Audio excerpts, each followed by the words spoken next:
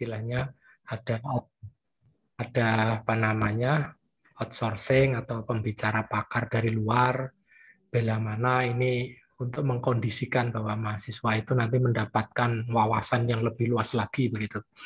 Dan mungkin perlu diketahui oleh Bu Dwi bahwa istilahnya kita sebenarnya dengan Kementerian Lingkungan Hidup itu sudah banyak menjalin, karena S1 ilmu lingkungan ini berdiri paling akhir malahan Bu. Jadi yang berdiri pertama itu malah S2 ilmu lingkungan, S3 ilmu lingkungan, S1-nya malah terakhir sendiri.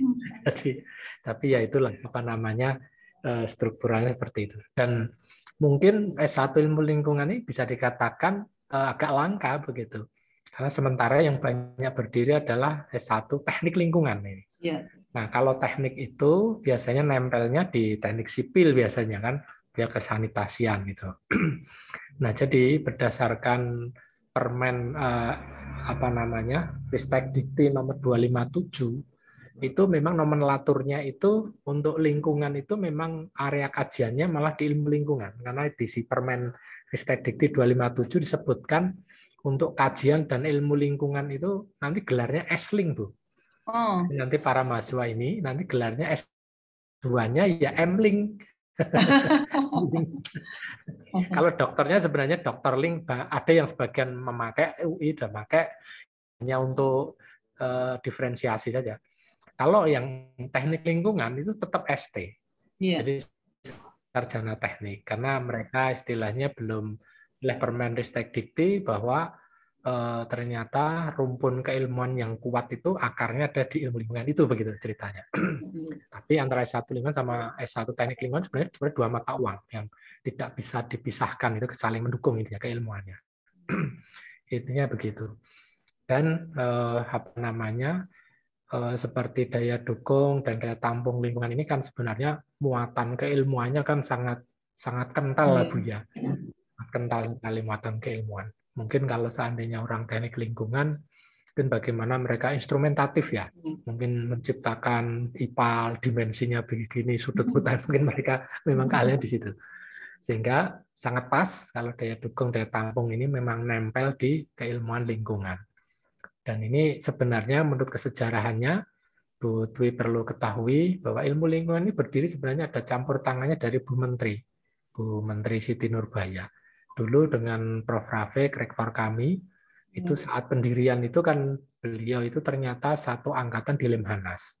Sehingga komunikasi bahwa harus didirikan itu satu ilmu lingkungan sama kehutanan. Karena waktu itu Bu Menteri paradigmanya ada Kementerian Lingkungan Hidup dan Kehutanan, kalau bisa dua prodi itu juga ada dan membentuk sebuah fakultas begitu. Pak Rektor waktu itu semangat sehingga didirikanlah prodi S1 Ilmu Lingkungan. Kebetulan nempelnya dititipkan begitu karena fakultas belum berdiri kan, dititipkan di MIPA, yang S1 Kehutanan dititipkan di Pertanian. Ceritanya begitu. Nah, kebetulan waktu fakultas mau dirintis, ya udah pergantian rektor, dan mungkin ini udah PTNBH, kebijakannya mungkin baru lagi. Dan ternyata idenya Bu Menteri itu malah terwujud di IPB, Bu. Jadi di IPB itu sudah berdiri malah fakultas ilmu lingkungan dan kehutanan, karena itu sebenarnya. Jadi itu, sehingga nomenklatur ilmu lingkungan ini memang oleh Direktur Kependidikan masuk dalam ranah ilmu terapan, gitu. Ilmu terapan. Sehingga di situ sebenarnya apa namanya di IPB itu kalau yang di Fakultas Ilmu Lingkungan dan Kehutanan diminta nanti silakan boleh masuk ke program profesi, kan ada tuh program profesi itu. Ya, program profesinya yaitu di PPI, program profesi insinyur gitu. Jadi di situ ada muatannya itu. Di UNS belum bisa karena fakultas saja belum berdiri, kita belum kuat gitu. sehingga itu kesejarahannya gitu, Bu. Nah, sehingga dari hari ini saya senang sekali ada tambahan muatan materi dari mungkin apa namanya Bu Dwi ini yang punya pengalaman praktisi begitu ya sama birokrasi, kami ingin belajar ngasuh kawruh.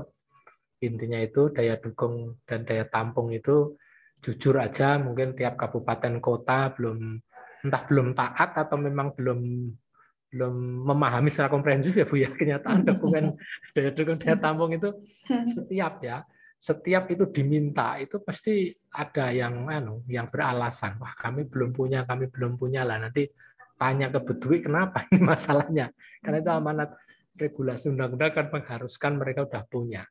Karena begini kenyataannya itu Budwi, saya kan juga kadang sering diisi sebagai profesional lingkungan. Ketika nyusun dokumen AMDAL itu Bu, jadi di 10 kajian kelayakan dokumen AMDAL, yang kajian yang ke-10 itu disebutkan Bu. Di situ sudah dibaca. Kajiannya itu tidak melampaui daya dukung dan daya tampung lingkungan. Itu ternyata tidak bisa pada menjawab itu para amdalis itu. Kenapa? Lah daerah itu belum pernah dikaji daya dukung daya tampungnya. Ini kan jadi masalah mungkin untuk PPI malah saya sebutkan ya Bu ya masalahnya ya Bu ya.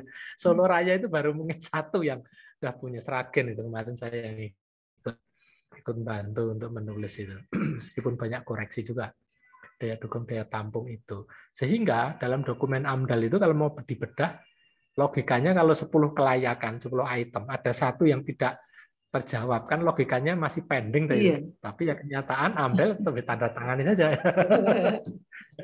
Karena saya bukan praktisi hukum jadi ya sudahlah nggak usah dituntut. Ini tugasnya PPI sama dinas. Saya kira itu aja Ibu dari sambutan dari saya. Semoga hari ini memberikan masukan yang terbaik bagi mahasiswa juga para staf kami yang saya minta untuk ikut gabung. Terima kasih. Assalamualaikum warahmatullahi wabarakatuh. Waalaikumsalam warahmatullahi wabarakatuh. Ya, sebelum memulai acara inti, mari bersama-sama membaca Bismillah agar pelaksanaan kuliah tamu berjalan dengan baik. Bismillahirrahmanirrahim. Ya, selanjutnya memasuki acara inti, yakni pemaparan kuliah umum penyusunan D3 TLH Kerjin Jawa. Terlebih dahulu, saya akan membacakan CV dari narasumber Ibu Hastuti. Izin share screen.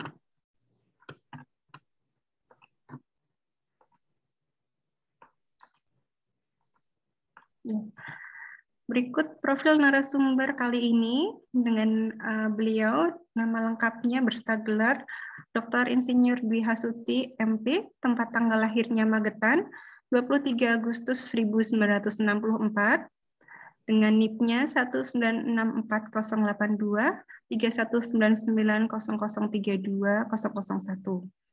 pangkat atau golongan sekarang 4B, yakni pembina tingkat 1, jabatannya Kepala Bidang Inventarisasi D3 TLH Sumber Daya Alam Lingkungan Hidup, instansi Pusat Pengendalian Pembangunan Ekoregien Jawa. Nah, beliau ini memiliki riwayat jabatan cukup panjang pada tahun 2011 sampai 2015. Beliau menjabat sebagai Kepala Bidang Standarisasi Satjen Kemenhub. Lalu 2015 sampai 2018 ini sebagai Kepala Bidang Perencanaan Sumber Daya Alam Lingkungan Hidup di P3EJ. Lalu pada tahun 2018 menjadi Kepala Bidang Pengembangan Penyuluhan. Lalu 2019 menjadi Kepala Bidang Inventarisasi D3 TLH Sumber Daya Alam Lingkungan Hidup sampai dengan saat ini. Ya, riwayat pendidikannya untuk S1 Fakultas Kehutanan UGM, S2 Sekolah Pasca Sarjana UGM, begitupun dengan S3 Sekolah Pasca Sarjana UGM. Oke. Berikut yang bisa saya sampaikan, kami persilahkan pemaparan materi oleh Ibu Dwi dan nanti akan diadakan sesi tanya jawab. Untuk selanjutnya waktu dan tempat kami persilahkan, monggo Ibu. Ya. Oke, terima kasih Bu Lia. Bismillahirrahmanirrahim. Assalamualaikum warahmatullahi wabarakatuh. Yang saya hormati Pak Prabaktiono selaku Kepala Prodi Ilmu Lingkungan, kemudian Ibu Lia, dan tentu ini anak-anak semua ya, mahasiswa ilmu lingkungan UNS yang berbahagia. Alhamdulillahirobbilalamin. Pada siang hari ini saya diberi kesempatan untuk silaturahmi ya dalam rangka kuliah umum berkaitan dengan penyusunan daya dukung daya tampung lingkungan hidup. Dan yang kedua tentu kita panjatkan puji syukur kehadirat Allah Subhanahu wa taala karena pada siang hari ini kita masih diberi nikmat sehat untuk bisa berkumpul bersama. Dan dalam kesempatan ini saya ditugasi gitu oleh pimpinan kami untuk mengisi kuliah umum ini berkaitan dengan substansi atau materi penyusunan daya dukung daya tampung lingkungan hidup. Tentu kalau bicara lingkungan hidup, apalagi ini materi kuliahnya itu daya dukung daya tampung, saya kira semua sudah sudah memahami ya apa itu daya dukung daya tampung. Namun demikian kami dari Kementerian Lingkungan Hidup dan Kehutanan memiliki tugas dan fungsi berkaitan dengan penyusunan daya dukung daya tampung ini, khususnya di P3E. Jadi sebelum saya ke substansi, saya share screen dulu nggih, kuliah. Nggih, monggo Ibu. Dulu nggih.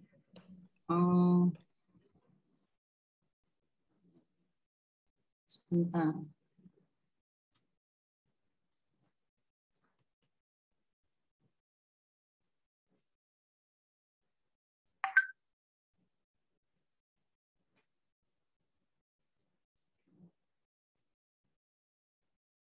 Sudah kelihatan ya?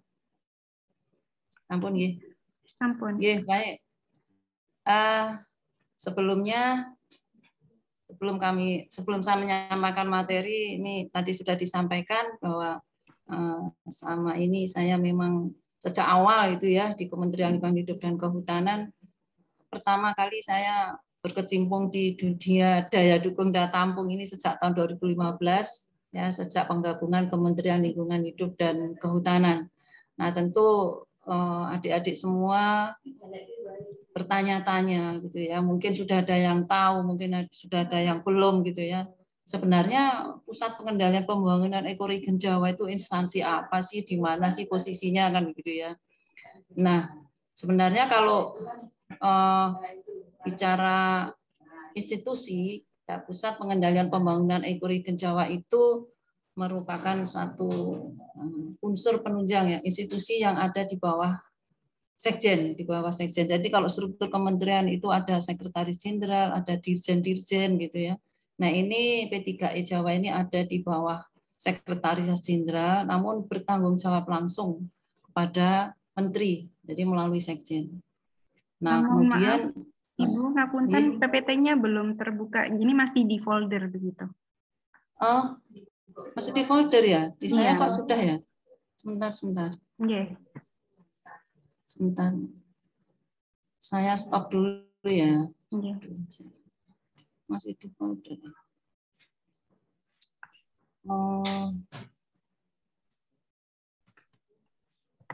Sudah? Ya, sampun. Sampun nggih? Nggih. Ya, jadi kembali ke apa itu P3E gitu ya. Jadi teman-teman atau adik-adik mahasiswa mungkin bertanya-tanya gitu ya, dari ini narsumnya kok dari Pusat Pengendalian Pembangunan Ekoregien Jawa gitu ya. Ini instansi apa, di mana gitu.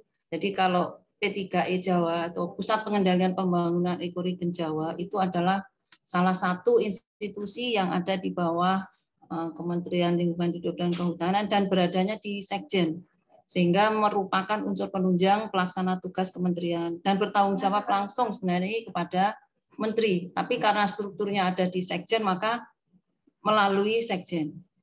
Nah, kemudian kalau P3E sendiri itu kantornya ada di Jalan Siliwangi, kalau di Jogja Jalan Ring Road Barat gitu ya, 100. Monggo kalau mau main-main ke Jogja, silahkan mampir ke P3E. Kalau mau berdiskusi atau mau silaturahmi silahkan ya, kami di sana siap gitu ya, nanti adik-adik mahasiswa ke sana. Dan ini kami di P3E di Indonesia itu sebenarnya ada 6 ya, ada 6. Nah, memiliki tugas ini ya, kita sebenarnya tugasnya tuh baru nanti di tahun-tahun berikutnya. Jadi mulai 2021 sampai 2024 kita mengalami transformasi tusi tugas dan fungsi, yaitu tugasnya melakukan pengendalian pembangunan lingkungan hidup dan kehutanan tentu di wilayah ekoregiennya masing-masing.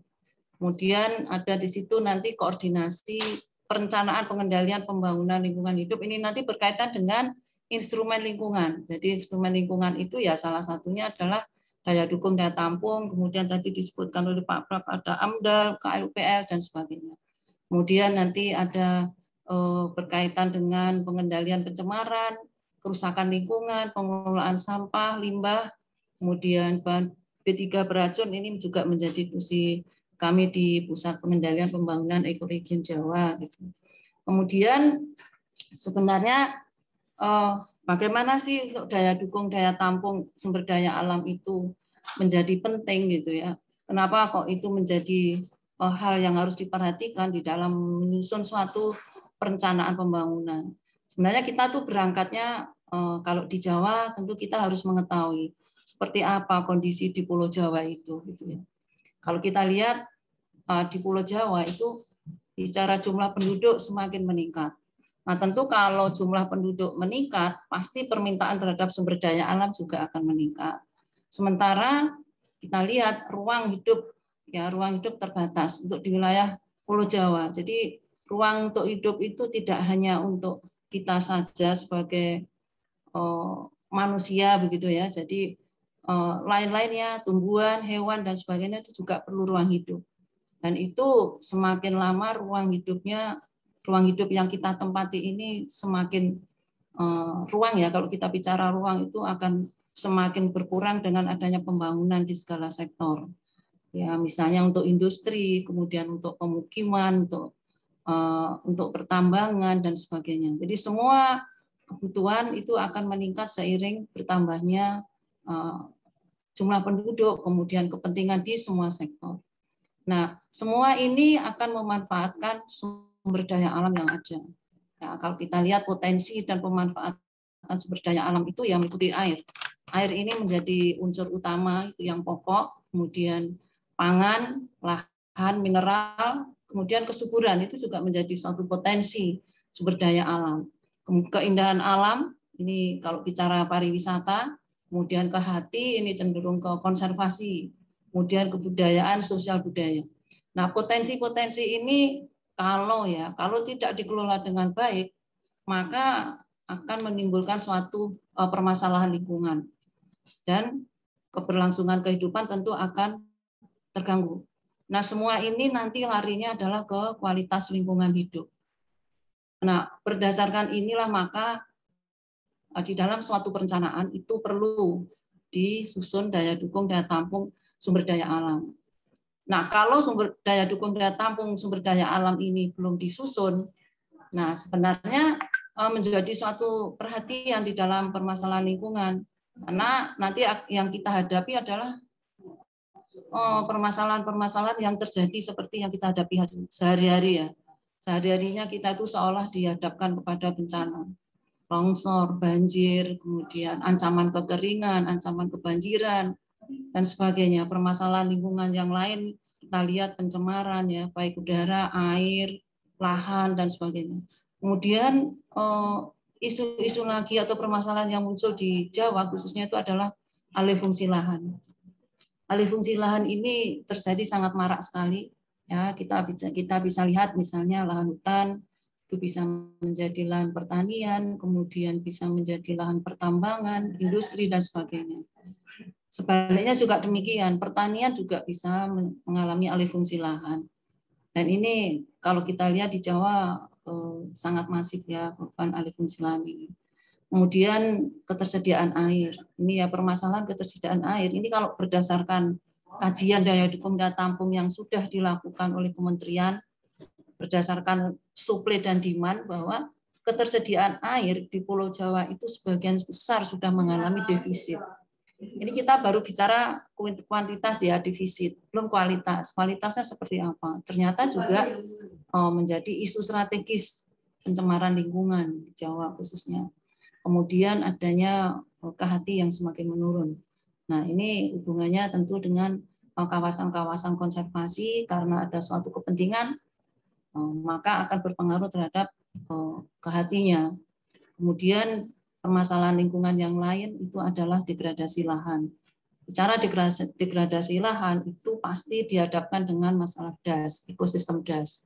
Kalau suatu ekosistem DAS itu mengalami suatu gangguan, tentu fungsi ekosistem yang ada di DAS itu akan terganggu. Bicara ekosistem pasti ada input, proses, dan output. Kalau input dan outputnya ini tidak terjadi keseimbangan, maka akan terjadilah kondisi yang seperti kita hadapi ini. Akan ada banjir, longsor, dan sebagainya. Bencana alam yang lainnya. Puting beliung, dan sebagainya. Itu adalah salah satu bentuk ketidakseimbangan alam sebenarnya. Nah, kemudian daya dukung dan tampung tadi disinggung juga oleh Pak Pra bahwa sebenarnya daya dukung dan tampung atau biasanya kami menyebutnya tuh D3TLH gitu ya, D3TLH. Ini di semua sektor sebenarnya sudah diamanahkan ya, di peraturan perundang-undangan. Ini kalau kita lihat di Undang-Undang Lingkungan Hidup pasti di sana ada pasal, ada 4 pasal, 5 pasal di sana.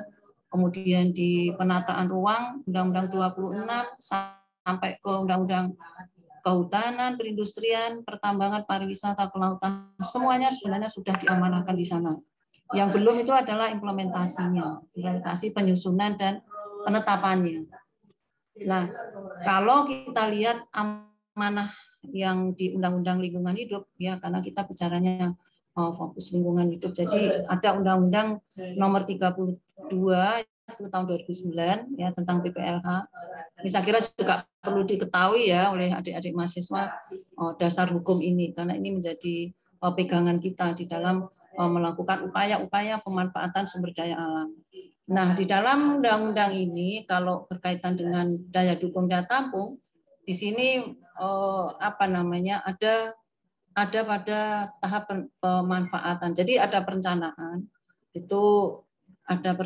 Itu kalau sesuai amanah undang-undang ada namanya RPPLH.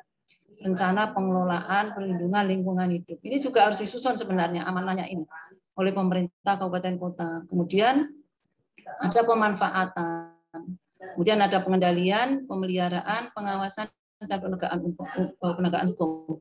Ini semua adalah muatan-muatan yang ada di dalam undang-undang. Nah, posisi D3TLH ada di mana? Posisi D3TLH ada di pemanfaatan ini. Jadi memang perlu disusun daya dukung daya tampung, kemudian RPPLH. Karena nanti RPPLH ini disusun harus mendasarkan pada daya dukung daya tampung lingkungan hidup. Nah, pemanfaatannya berupa keberlanjutan proses dan fungsi lingkungan hidup supaya terjamin, kemudian keberlanjutan produktivitas, keselamatan, dan kesejahteraan masyarakat. Itu arahnya ke sana. Nah, nanti untuk pengendaliannya ya instrumen lingkungan tadi, AMDAL dan sebagainya. Kemudian ada pemeliharaan kaitannya dengan konservasi. Kemudian pengawasan ini sebenarnya penerapan sanksi ya terhadap pelanggaran-pelanggaran yang terjadi terhadap lingkungan. Saya kira itu semua ini nanti adalah kalau ini berjalan dengan baik maka kualitas lingkungan hidup itu tentu akan semakin lama semakin meningkat. Namun demikian juga sebaliknya.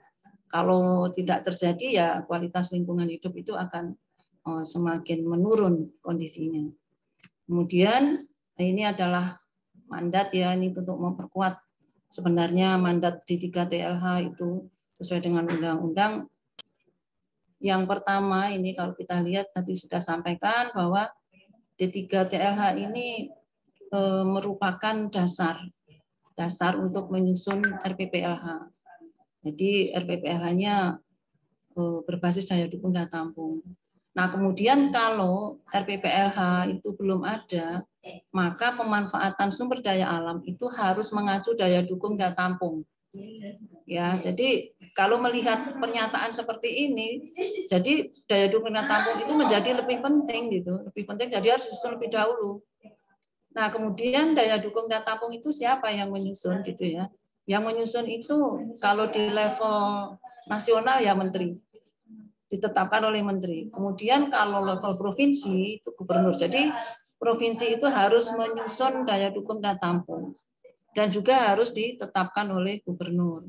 Kemudian kalau kabupaten atau kota itu nanti yang menyusun adalah daya tampungnya adalah bupati wali kota dan ditetapkan dengan peraturan bupati dan atau wali kota. Jadi sebenarnya posisinya sangat kuat gitu ya di undang-undang.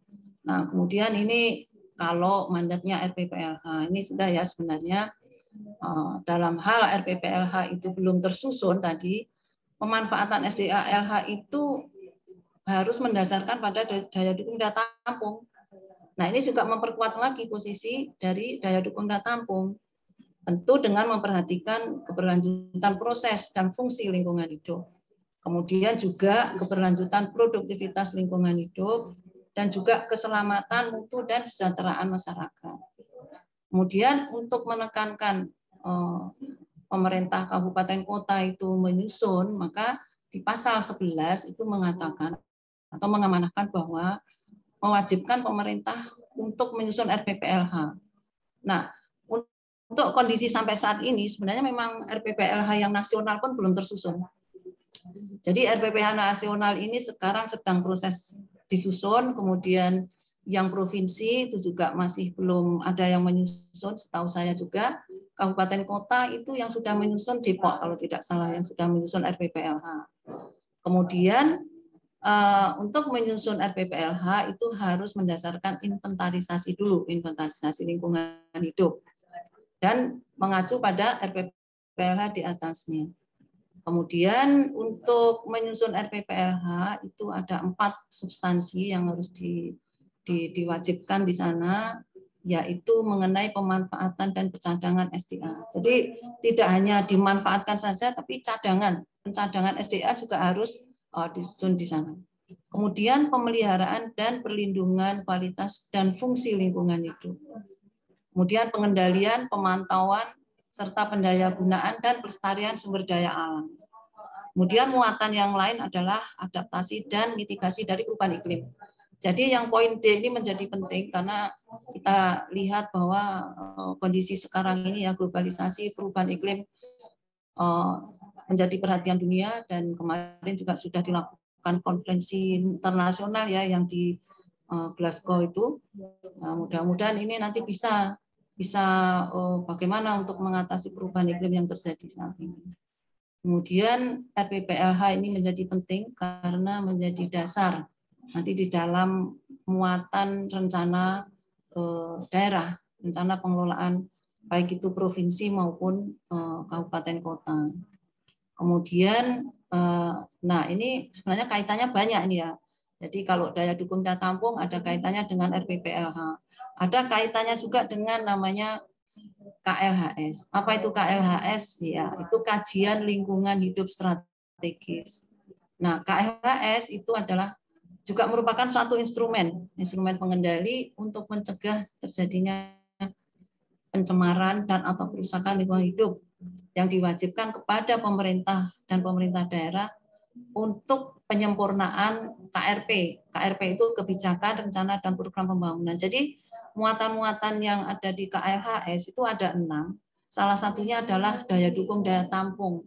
Sehingga di dalam menyusun KLHS itu harus ada muatan daya dukung daya tampung. Ini untuk melakukan suatu penyempurnaan terhadap KRP. Jadi kalau misalnya ada KLHS, menyusun KLHS untuk rencana pengelolaan jangka menengah, untuk RDTR, untuk RPJMD dan sebagainya, itu harus ada daya dukung daya tampung di KLHS itu. Nah, ini yang kadang-kadang menjadi permasalahan di pemerintah kabupaten kota. Memang disampaikan tadi juga bahwa belum semuanya kabupaten kota itu menyusun daya dukung daya tampung. Padahal itu menjadi hal yang sangat penting. Sehingga untuk menyusun daya dukung daya tampung ini harapannya ke depan sudah menyusun, semua pemerintah kabupaten kota itu sudah mengalokasikan anggaran, atau karena ini perlu dukungan anggaran menyusun D3TLH. Nah, kemudian berkaitan dengan KLHS, tadi disampaikan bahwa KLHS itu menjadi dasar bagi kebijakan, rencana, dan atau program pembangunan suatu wilayah agar tidak melampaui daya dukung dan daya tampung lingkungan hidup. Nah, ini menjadi penting kan posisinya. Kemudian terlampauinya daya dukung daya tampung dijadikan dasar perubahan muatan kebijakan, rencana, dan atau program atau rekomendasi penghentian kegiatan yang menjadi sumbernya. Jadi artinya begini, kalau di dalam suatu lokasi itu akan dibangun suatu kegiatan, misalnya kegiatan industri dan sebagainya, D3TLH ini menjadi suatu dasar pertimbangan sebenarnya, bisa memberikan rekomendasi ya terhadap rencana pembangunan industri itu. Jadi kalau di suatu lokasi itu akan dibangun industri, sementara di situ memiliki daya dukung, daya tampung, jasa penyedia airnya tinggi misalnya. Nah, itu bisa menjadikan rekomendasi. Kalau nanti dibangun industri, maka dampaknya seperti ini, dampaknya akan seperti ini. Nah, itu. Jadi itu menjadi suatu bahan rekomendasi. Sehingga ini menjadi penting posisi D3TLH. Nah, ini yang terbaru ya, yang terbaru ini bisa untuk menambah pengetahuan dan memang harus tahu ya. Ini undang-undang yang berkaitan dengan Undang-Undang Cipta Kerja itu, Undang-Undang Nomor 11 tahun 2020, ini justru sudah memperkuat posisi daya dukung daya tampung ya di pasal 14 bahwa penyusunan rencana tata ruang ya, rencana tata ruang itu harus memperhatikan daya dukung daya tampung lingkungan dan kajian lingkungan hidup strategis. Artinya apa? Dua-duanya ini harus disusun. D3TLH dan KLHS ini harus disusun. Nah, ini menjadi penting sehingga ke depan itu harapannya memang ada suatu instrumen gitu ya, instrumen pendukung mendorong pemerintah kabupaten kota untuk bisa menyusun D3TLH. Kebetulan kemarin di kantor kami, ini sebagai info saja, ada dari Kementerian Menko Perekonomian, kebetulan Pak Asdepnya yang hadir itu juga sangat concern terhadap D3TLH ini. Supaya diharapkan ke depan semua daerah pemerintah kabupaten kota itu menyusun D3TLH, tidak sekedar menyusun tapi menetapkan dengan peraturan daerah. Nah, kemudian bicara tentang D3TLH, sebenarnya apa sih daya dukung daya tampung itu ya? Saya kira sudah mengerti gitu ya, karena sudah semester 3 ini sudah mengambil mata kuliah D3TLH. Definisi D3TLH itu saya kira di berbagai literatur banyak gitu ya. Namun dalam kesempatan ini kami hanya menyampaikan definisi D3TLH itu berdasarkan undang-undang. Karena inilah dasar kami bekerja. Jadi daya dukung lingkungan itu adalah suatu kemampuan, ya, kemampuan lingkungan untuk mendukung kehidupan manusia, makhluk hidup lain, dan keseimbangan antar keduanya. Jadi alam ini atau ekosistem ini secara keseluruhan dia mampu mendukung kehidupan manusia. Jadi di sini bermakna ada suplai dari alam dan ada demand dari manusia. Jadi terjadi ada ketersediaan dan ada pemanfaatan. Nah, kalau bicara supply demand pasti akan terjadi nanti keseimbangan di situ. Kalau permintaannya lebih besar dari persediaannya akan terjadi ketidakseimbangan, sehingga ini harus imbang gitu antara supply dan demand. Nah, kemudian daya tampung apa? Daya tampung itu adalah kemampuan lingkungan hidup untuk menyerap zat, energi, dan atau komponen lain yang masuk atau dimasukkan ke dalamnya karena adanya suatu kegiatan. Jadi dimasukkan ke dalam ekosistem, ke dalam lingkungan hidup itu. Maknanya adalah di situ bahwa alam itu kan mempunyai kapasitas gitu, kapasitas kemampuan untuk menampung. Sehingga kalau bicara kapasitas penampungan pasti larinya akan ke beban pencemarannya. Dan tujuannya adalah ternetralisasi buangan tanpa mengurangi kapasitas alam. Jadi kalau kemampuan alamnya itu 10, kemudian ternyata yang dimasukkan itu 12, maka akan terjadi di situ akan terjadi kalau bicara pencemaran ya akan terjadi pencemaran, kalau bicara kerusakan lingkungan ya akan terjadi kerusakan lingkungan. Jadi seperti itu maknanya. Sebentar, ini kok tidak bisa lanjut ya.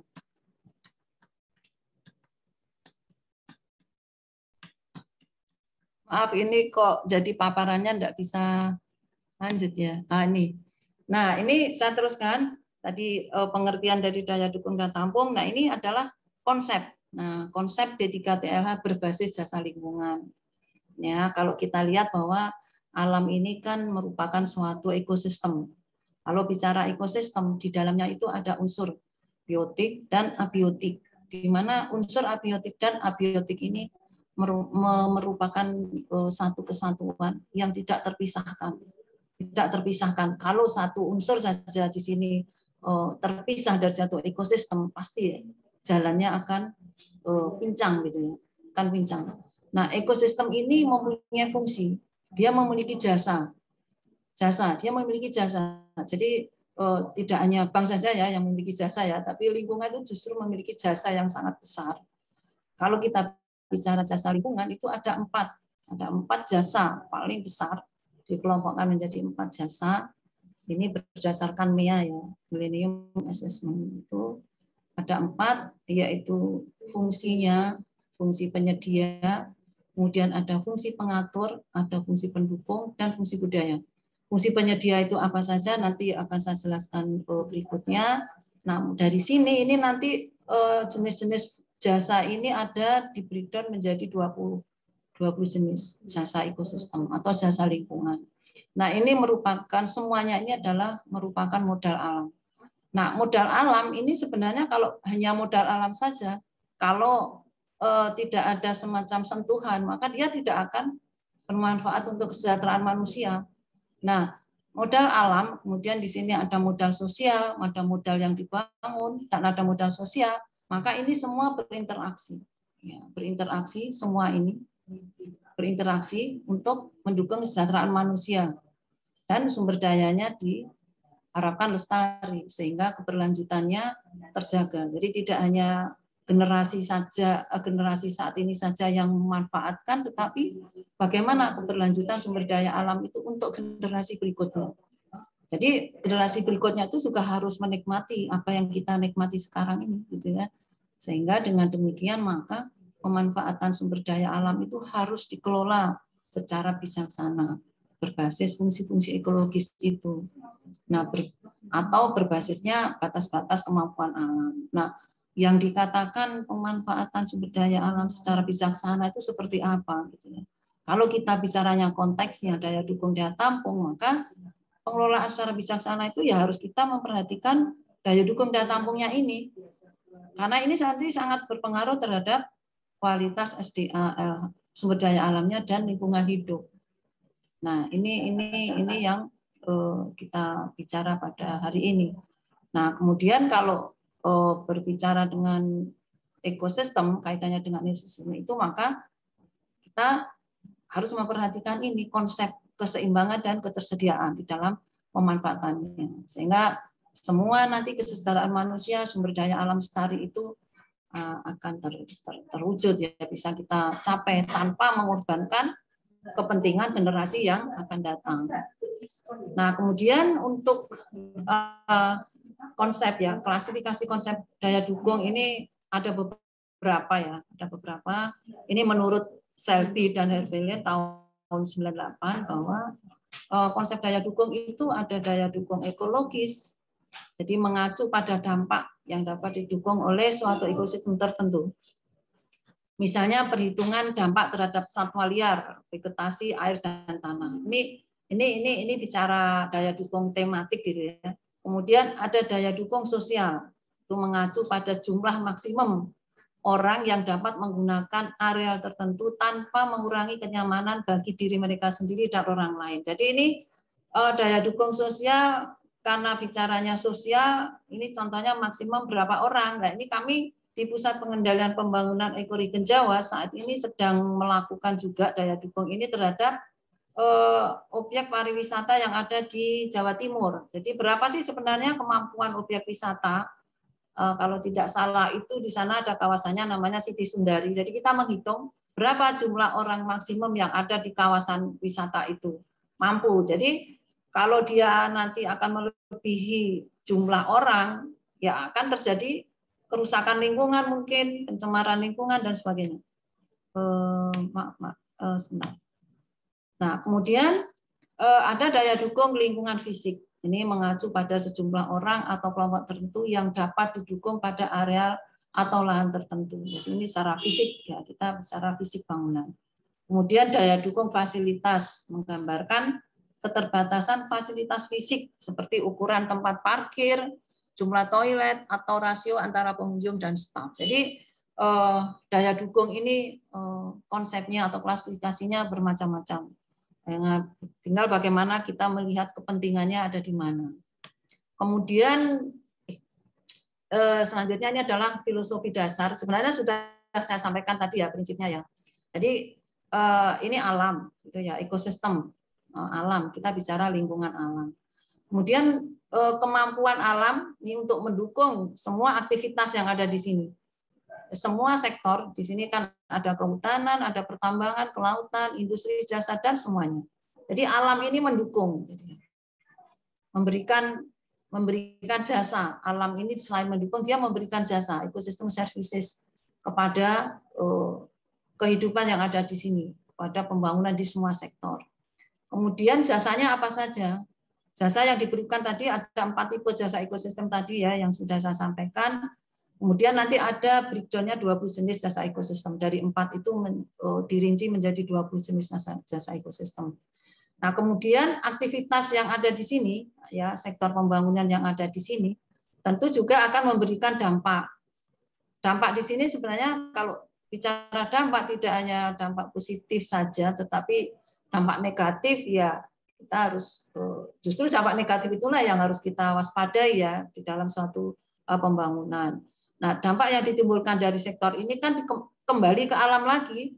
Nah, inilah kemampuan alam, daya tampungnya alam mendukung dampak yang ditimbulkan dari berbagai sektor. Ini yang disebut daya dukung daya tampung. Jadi daya tampung itu menampung dampak, kalau daya dukung memberikan jasa positif ya, memberikan jasa dimanfaatkan oleh seluruh makhluk yang ada di dunia ini.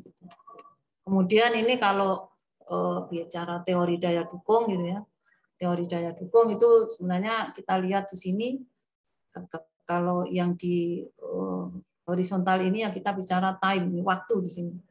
Kemudian di sini ada konsumsi, di sini ada batasnya, batas carrying kapasitasnya di sini, carrying capacity-nya di sini. Nah, kalau di dalam konsumsi atau di dalam pemanfaatan sumber daya alam itu akan dari waktu ke waktu akan melampaui daya dukung daya tampung, pasti akan terjadi degradasi di sini dan akan terjadi overshoot di situ. Ya, jadi gambarannya seperti ini. Ya kan. Nah, ini yang kita lihat di sini. Kemudian bagaimana kita mau sikapi kondisi seperti ini? Ya. Nah, ini yang harus kita pikirkan di sini. Nah, ini kalau kita lihat gambar 2 itu variabel jumlah populasi dan waktu. Ini kalau yang pertama ini variabel konsumsi, konsumsinya dalam carrying capacity. Kalau ini jumlah populasi juga sama juga. Sebenarnya prinsipnya sama. Kalau melampaui batasnya, saya kira juga akan terjadi opposite di mana-mana. Nah, ini teori daya dukung, saya kira sudah mungkin dipelajari ya. Ini berdasarkan Odum tahun 53. Kalau bicara daya dukung adalah jumlah maksimum organisme hidup yang dapat hidup dan didukung oleh suatu daratan atau perairan. Sebenarnya sama saja prinsipnya untuk pengertian daya dukung ini. Sama saja prinsipnya. Kemudian kalau kita lihat di sini sama juga ini tadi yang saya sampaikan di depan, populasi dapat meningkat secara eksponensial ya populasi ini, namun dapat melambat ketika ada tekanan lingkungan. Jadi kalau suatu populasi ada tekanan-tekanan tertentu yang seharusnya dia berkembang karena tekanan lingkungan, maka dia akan mengalami kelambatan di dalam berkembang. Kemudian jika sumber daya dapat dikelola dengan baik, maka populasi itu akan mencapai steady state gitu ya. Jadi mereka akan dalam kondisi aman gitu.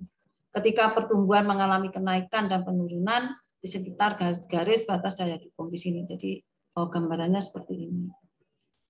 Nah, ini untuk jelasnya gitu ya. Tadi saya sampaikan. Nah, ini sama ya, sama.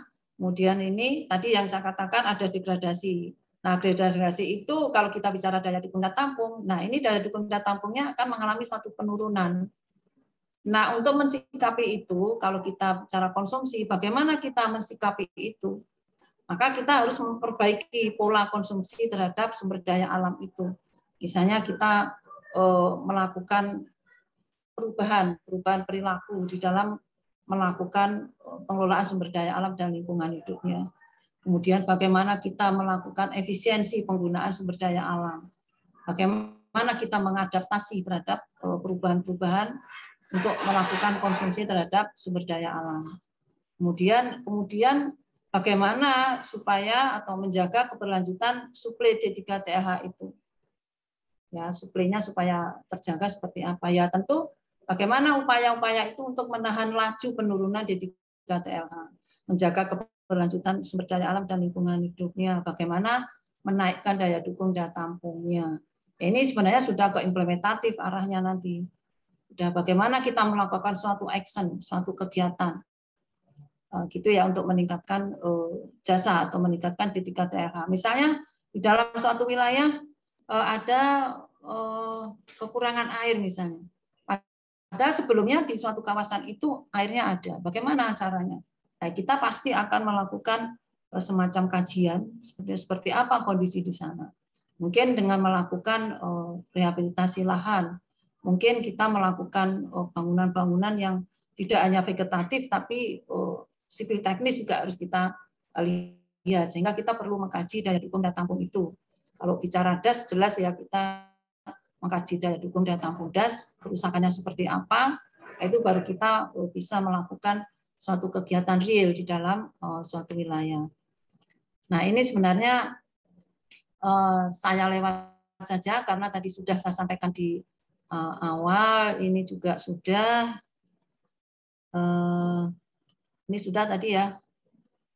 Tapi saya ulangi, jadi posisi D3TLH ini sebenarnya ini proses penyusunan D3TLH ini kita ini harus tahu dulu sebenarnya nanti ekoregionalnya nanti kita bicaranya bagaimana menyusun daya dukung daya tampung, parameter apa saja yang akan dipakai. Nah, ini memang kita harus mengetahui proses. Nah, kita perlu ada namanya tuh ekoregion gitu ya. Ini salah satu dasar nanti untuk menyusun daya dukung daya tampung. Kemudian daya dukung daya tampung itu menjadi suatu instrumen pengendali pencemaran kerusakan. Kemudian menjadi muatan KLHS, nanti integrasi ke dalam perencanaan daerah. Nanti kaitannya dengan pemanfaatan SDA-LH. Nanti kalau bicara pemanfaatan SDA-LH di daerah itu ada namanya RPPLH tadi. RPPLH ini setiap kabupaten kota harus menyusun. Kalau RPPLH belum tersusun maka memanfaatkannya harus dengan berdasarkan sumber daya daya dukung daya tampung. Nah itu apa namanya pemahaman dasar untuk menyusun D3TLH. Nah untuk penyusunan D3TLH sendiri, kalau di Pusat Pengendalian Pembangunan Ekoregion khususnya di Jawa, selama ini kami menyusunnya berbasis jasa ekosistem atau kinerja jasa lingkungan. Nah, kalau di dalam penyusunan ini sebenarnya ada beberapa tahapan gitu ya, tahapan penyusunan. Kalau di penyusunan D3TLH ini kan dimulai di tahun 2015. Itu dimulai penyusunan D3TLH. Nah, di dalam penyusunan itu ada semacam pendekatan gitu ya. Karena kita menghitung D3TLH itu sifatnya adalah pendekatan. Ya, pendekatan. Kita mendasarkan pada jasa ekosistem atau daya dukung indikatif. Jadi kita bicaranya hanya suplai saja, hanya stok di alam saja. Kita belum bicara demand ya, belum bicara demand. Baru bicara suplai saja. Itu yang di awalnya suplai. Nah, suplainya nanti hasilnya itu adalah suatu klasifikasi. Jadi klasifikasinya itu adalah sangat rendah, sedang, tinggi, sampai dengan sangat tinggi. Kemudian berkembang lagi untuk menyusun D3TLH itu berdasarkan kinerja jasa lingkungan atau masih sama daya dukung indikatif. Masih sama klasifikasinya ya, jadi sangat rendah sampai dengan sangat tinggi. Kemudian setelah ini ada metode lagi, ini ada untuk menghitung D3TLH itu sudah sampai kepada statusnya. Jadi status daya dukung daya tampung ini sudah bicara supply dan demand. Kalau bicara supply dan demand, maka hasilnya adalah terlampaui dan belum terlampaui. Gitu. Jadi ini perkembangan penyusunan daya dukung daya tampung. Nah, seperti apa penyusunannya? Ini ada beberapa metode gitu ya. Pendekatan untuk perhitungan D3 TLH ini untuk menghitung itu pasti ada aspek metodologisnya. Jadi ada input datanya, bagaimana menganalisisnya, bagaimana outputnya. Nah, pendekatan penghitungan D3 TLH ini ada beberapa. Ada pendekatan keseimbangan tadi ya, ada supply demand. Nah, ini umumnya bersifat topikal ya, untuk misalnya untuk menghitung lahan, daya dukung lahan, air, pangan dan sebagainya. Kemudian kalau bicara sektoral, pariwisata, pemukiman, pertanian. Kemudian ada pendekatan threshold, jadi batas kemampuan maksimum lingkungan alam itu di dalam mendukung kehidupan. Jadi misalnya baku mutu lingkungan, kemudian standar, kriteria standar kebutuhan. Jadi ada beberapa metode pendekatan. Kemudian ada pendekatan kebutuhan, ini yang ecological footprint ini kan rumit ya. Jadi misalnya kalau dengan jejak apa kita menghitung carbon footprint ini rumit ya menghitungnya.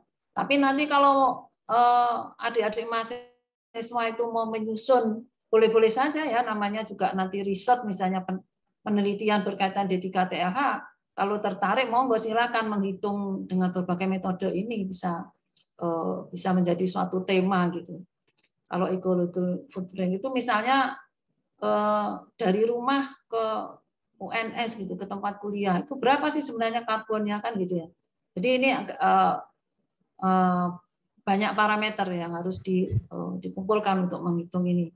Kemudian ada pendekatan ketersediaan atau stok ini ya, seperti penyedia jasa ekosistem atau ecosystem services atau jasa lingkungan. Sehingga dua inilah yang baru kita susun ya, poin A dan poin D ini yang sedang atau sudah dan sedang disusun oleh Kementerian LHK dan pemerintah kabupaten kota. Kemudian ini adalah beberapa perbandingan saja, perbandingan bagaimana pendekatan itu kalau supply demand, kalau stok, kalau threshold itu seperti apa. Ini contoh saja ya, supply demand prinsipnya adalah ketersediaan dan kebutuhan. Kemudian kalau stok, ya lingkungan sebagai penyedia jasa ekosistem, jadi stok. Kemudian threshold perbandingan dengan threshold dan standar baku mutu yang ditetapkan. Ini di sini ada prinsip, kemudian ada kompleksitasnya, gitu ya. Kita lihat ini, kalau yang supply demand itu sebenarnya juga termasuk kompleks dia sifatnya, gitu. Kemudian ada input datanya dan sebagainya. Ini tergantung dari metode yang nanti digunakan dalam pendekatan penghitungan daya dukung daya tampung. Nah, ini adalah beberapa konsep penghitungan atau penyusunan daya dukung daya tampung. Ada daya dukung air, ada daya dukung lahan, ada daya dukung ekosistem das dan sebagainya. Kemudian kalau yang kami itu adalah metode jasa lingkungan. Ini yang sedang kami lakukan penghitungan atau penyusunan D3 TLH-nya. Nah, kemudian apa sih itu jasa ekosistem dan hubungannya dengan D3 TLH itu seperti apa gitu ya. Nah, jasa ekosistem itu sebenarnya manfaat ya, suatu manfaat yang diperoleh oleh seluruh kehidupan ini ya, dari berbagai sumber daya dan proses alam yang secara bersama-sama diberikan oleh suatu ekosistem yang dikelompokkan ke dalam empat besar manfaat itu. Manfaat penyediaan atau provisioning, produksi pangan dan air ini ya contohnya, kemudian manfaat pengaturan, regulating itu pengendalian iklim dan penyakit, kemudian ada manfaat pendukung, supporting, seperti siklus nutrien, polinasi tumbuhan, dan serta manfaat kultural, spiritual, dan rekreasi. Nah, ini sistem ini menurut Millennial Ecosystem Assessment tahun 2005. Kemudian di kita ya punya PP, ini peraturan pemerintah tahun 46 nomor 46 tahun 2017 itu tentang instrumen ekonomi lingkungan hidup. Nah, instrumen ekonomi lingkungan hidup di sini itu mendefinisikan ada jasa lingkungan hidup. Jasa lingkungan hidup itu sama sebenarnya dengan ekosistem. Ada empat manfaat: penyediaan, pengatur, penyokong, dan budaya. Ini sebenarnya sama dengan jasa ekosistem. Nah, sejak dikeluarkannya PP ini, PP nomor 46, itu penyebutan jasa ekosistem itu menjadi jasa lingkungan hidup. Prinsipnya sama ya, prinsipnya sama, ekosistem dengan jasa lingkungan hidup itu sama. Nah, kalau yang ini ada semacam pernyataan gitu ya. Semakin tinggi jasa ekosistem suatu wilayah, maka semakin tinggi juga daya dukung, daya tampung lingkungan hidupnya gitu ya. Jadi kalau nanti menemui di dalam suatu dokumen misalnya, loh kok ini ada jasa ekosistem dan di sini kok juga ada jasa lingkungan, sebenarnya itu sama. Ya, sama gitu ya, mempunyai 4 fungsi atau 4 manfaat. Nah, ini adalah breakdown atau rincian dari 4 jasa ekosistem tadi. Jadi 4 jasa ekosistem tadi ada fungsi penyediaan ya, itu apa saja? Ada pangan, air bersih, kemudian ada bahan bakar dan sebagainya. Ini adalah definisi operasionalnya. Ya, ini saya ambil contoh di pangan. Fungsi penyedia pangan itu yang disebut pangan itu apa saja. Jadi pangan itu tidak hanya sawah atau padi gitu ya. Ternyata di sini definisinya hasil laut. Hasil laut itu juga menjadi satu pangan. Kemudian pangan dari hutan, tanaman, hewan ya. Kita tahu bahwa masyarakat yang berada di sekitar kawasan hutan itu juga mengambil pangan dari hutan. Dan kita pun ya mengambil makanan dari hutan. Ada HBK, hasil hutan bukan kayu dan sebagainya itu. Hasil pertanian, perkebunan ini menjadi fungsi jasa ekosistem pangan. Kalau air bersih apa gitu ya? Gimana? Ada yang mau? Ya, ini ada penyedia air dan dari tanah. Jadi ini definisi operasional dari masing-masing klasifikasi jasa ekosistem. Mungkin saya tidak akan membacakan satu-satu ya, nanti bisa dipelajari, dibaca, dan dimengerti. Kemudian ini adalah proses bagaimana menyusun daya dukung daya tampung. Ini mohon maaf nih waktunya berapa ya Bu Lia ya? Ya Ibu, waktunya sebenarnya ini 90 menit, tapi bisa, iya, tapi Ya. bisa setengah jam lagi maksimal bisa. Oh ya, kalian oke, dibuka sesi tanya jawab. Iya, baik, terima kasih. Ini sebenarnya proses ya, Ini proses penyusunan daya dukung daya tampung. Jadi kita harus mendasarkan kepada peta ya, data peta gitu ya, peta sesuai dengan parameter. Jadi parameter untuk menyusun D3TLH itu ada 3. Ya, ada peta di sini, ada peta bentang lahan, kemudian ada peta tutupan lahan dan tipe vegetasi. Nah, ini semua di-overlay gitu, di-overlay. Kemudian nanti di situ ada proses ya, proses transformasi data dari ketiganya ini. Kemudian ada ditambah panel pakar. Jadi ada pendapat pakar gitu untuk melakukan proses ini memformulasikan menjadi peta daya dukung daya tampung. Itu nanti hasilnya nih. Ini walaupun di sini kelihatannya sederhana, tetapi prosesnya cukup panjang gitu ya untuk menghasilkan peta D3TLH ini. Nah, gunaannya adalah untuk perencanaan, pelaksanaan, pengendalian dan sebagainya.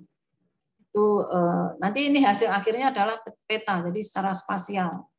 Ini adalah salah satu contoh, ya contoh analisis gitu ya, contoh analisis. Ini permukiman itu adalah tutupan lahan, sawah gitu ya. Kita lihat atas ini permukiman, di bawah adalah sawah. Kemudian untuk bentang lahannya ini kita lihat dataran vulkanik, pegunungan vulkanik. Kemudian vegetasinya itu di sini vegetasi hutan batuan ultra basah pamah. Ini tipe vegetasinya masih tipe vegetasi asli. Nah, setelah dari ketiga parameter ini kita overlaykan, kita analisis, ternyata hasilnya adalah jasa lingkungan penyedia pangan yang ada di sini itu daya dukungnya rendah, daya dukung pangannya rendah. Kemudian kalau kita lihat di sini ada sawah, dataran vulkanik, vegetasi, ini kita lihat hasilnya itu daya dukung pangannya tinggi. Sehingga di sini bisa kita tarik suatu kesimpulan bahwa daya dukung daya tampung itu ya kita nilainya atau tinggi rendahnya itu sangat dipengaruhi oleh tutupan lahan. Karena tutupan lahan ini adalah parameter yang sangat dinamis dibandingkan dengan bentang lahan dan tipe vegetasi. Kalau bentang lahan itu kan pasif ya. Kalau tutupan lahan itu bisa berubah. Yang tadi yang hubungannya dengan alih fungsi lahan di depan. Itu ya. Jadi seperti itu. Ini adalah hanya ini aja, ini gambaran aja. Jadi pemetaan ini ya, kita bicara peta. Ini ada bentang lahan, tipe vegetasi, penutup lahan, kita overlay. Kita overlay-nya. Nah ini bagusnya memang skalanya harus sama ya, skalanya. Nah ini nanti hasilnya D3TLH dengan klasifikasi sangat tinggi sampai dengan sangat rendah. Dan ini cakupan skala. Kalau kita bicara provinsi ya skalanya 1:250.000, kabupaten 250.000, kalau kota skala sumbernya 250.000, tetapi untuk parameter tutupan lahannya lebih baiknya lebih besar. Kalau semakin levelnya ke kabupaten kota lebih besar skalanya. Nah ini sumbernya ada di buku pedoman, nanti bisa melihat ya, buku pedoman itu ada dari kementerian, ada, nanti bisa dipelajari lebih detail. Nah ini untuk pembobotannya, jadi di dalam menyusun tadi ya, menyusun D3TLH itu ada pembobotannya. Kita fungsi dari 3 tadi ya, daya dukung tampung, ada bentang lahan, vegetasi, ada penutup lahan. Nah ini untuk menghitung ini fungsinya ada bobotnya, ada skornya. Jadi kalau kita lihat bobotnya itu untuk bentang alam 28%, tipe vegetasi 12%, tutupan lahan 60%. Jadi ini karena dinamis, ini menjadi lebih besar, paling besar. Ini kalau skornya ini untuk seluruh jasa ekosistem ya. Sebenarnya untuk scoring ini bisa menyesuaikan. Nah ini hasilnya, skornya, nilainya ya setelah hasil analisis nanti diberikan nilai skor antara 1 sampai dengan 5. 1 itu sangat rendah, kalau 5 sangat tinggi. Jadi seperti itu. Nah tadi saya katakan ada justifikasi pakar. Nah pakarnya yang seperti apa sih yang diperlukan itu? Nah ini ada batasannya, ada ahli geografi, geologi, biologi, geodesi, dan planologi. Nah di dalam melibatkan expert justifikasi pakar itu sebaiknya pakar yang betul-betul mengetahui kondisi itu, kondisi yang akan dilakukan kajian. Kalau misalnya Solo ya sebaiknya expertnya atau tenaga ahlinya yang betul-betul tahu yang mengenai yang Solo, jangan mengambil lokasi yang dari Lombok misalnya, tenaga ahlinya itu kan kurang ya. Masih artinya lebih bagusnya yang betul-betul mengetahui wilayahnya. Nah ini saya kira maknanya saja bahwa D3TLH itu menggambarkan kemampuan suatu wilayah untuk memberikan jasa tadi. Ya, kemudian kalau jasanya sangat tinggi, berarti bahwa kemampuan suatu wilayah itu masih dapat memberikan layanan jasa ekosistem yang sangat baik. Nah ini adalah gambaran saja ya. Ekoregion, kalau kita bicara ekoregion itu di Jawa itu ada 36 ekoregion. Ada 36 ekoregion.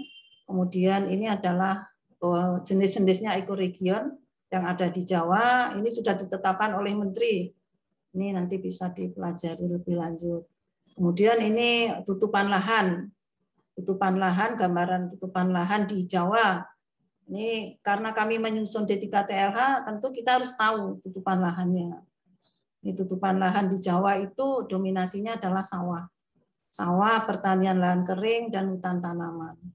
Ini adalah trennya, gitu. Ada tren perubahan 2006 sampai 2016. Ini juga terjadi adanya alih fungsi lahan di wilayah Jawa.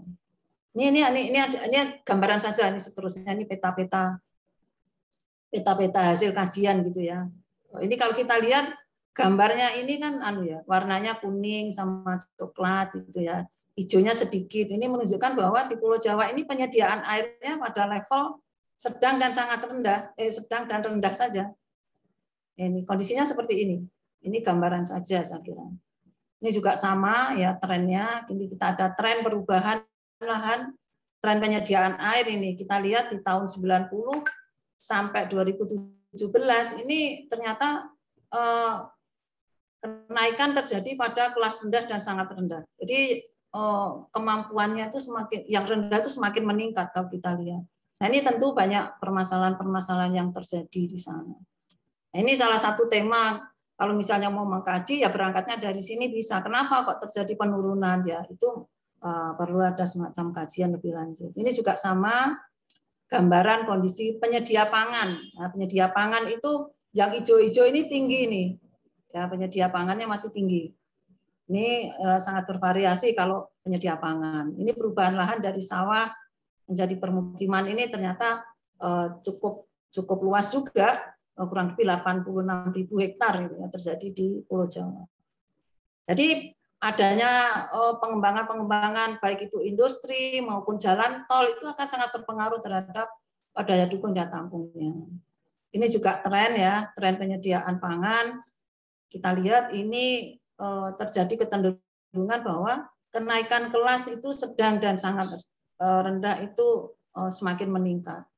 Sementara tinggi dan sangat tinggi itu semakin menurun.